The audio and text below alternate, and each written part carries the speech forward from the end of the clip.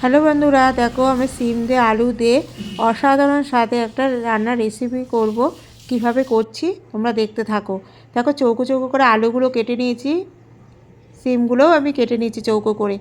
রাঁধুনি, ধনে, লবণ, হলুদ আর কাঁচা লঙ্কা নিয়েছি, আর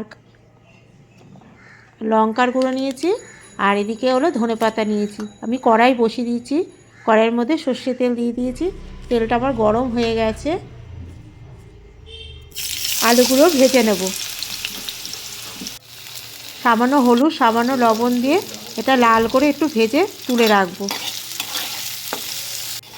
দেখো ভাজা হয়ে গেছে, এটা তুলে রাখবো। দেখো ভেজে তুলে রেখেছি। আবার ওই কড়াইয়ের মধ্যে একটু সর্ষে তেল দিয়ে সিমগুলো ভেজে নেব। সামান্য হলুদ, সামান্য লবণ দেব, দিয়ে এটাকে ভাজা ভাজা করে নেব।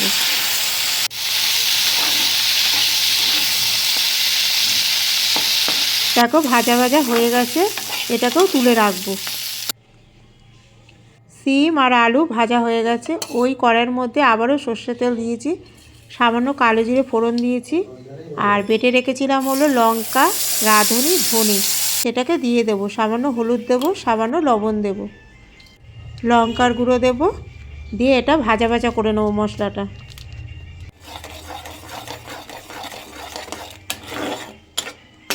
দেখো ভাজা ভাজা হয়ে গেছে, মশলা থেকে তেল ছাড়তে শুরু করে দিয়েছে। এবার ভেজে রেখেছিলাম সিম আলু, সেটাকে দিয়ে এটাকে ভালো করে নাড়িয়ে নেব।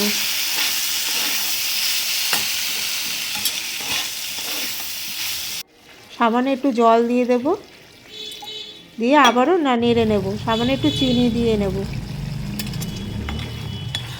দেখো আমার প্রায় হয়ে গেছে। এবার নামানোর আগে সামান্য একটু ধনেপাতা দিয়ে নামাবো। এরকম করে করে খেয়ে দেখবে, ভাত বা রুটির সঙ্গে খেতে খুব ভালো লাগে। যদি ভালো লাগে রেসিপিটি লাইক শেয়ার করতে ভুলবে না। নেক্সট ভিডিওতে আসবো। বাই।